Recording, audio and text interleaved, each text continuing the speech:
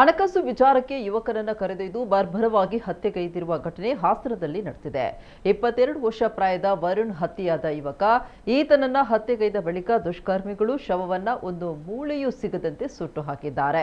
ಇನ್ನು ಭಾನುವಾರದಂದು ಈತ ಕಾಣೆಯಾಗಿದ್ದ ಎಂಬುದಾಗಿ ಅರಸೀಕೆರೆ ತಾಲೂಕಿನ ಗಂಡಸಿ ಪೊಲೀಸ್ ಠಾಣೆಯಲ್ಲಿ ಪ್ರಕರಣ ದಾಖಲಾಗಿತ್ತು. ಆದರೆ ಈತನ ಸ್ನೇಹಿತ ನೀಡಿದ ಮಾಹಿತಿ ಮೇರೆಗೆ ತನಿಖೆ ನಡೆಸಿದಾಗ ಹತ್ಯೆಯ ಸುಳಿವು ಸಿಕ್ಕಿದೆ. ಸದ್ಯ ಪೊಲೀಸರು ಆರೋಪಿಗಾಗಿ ಬಲೆ ಬೀಸಿದ್ದಾರೆ.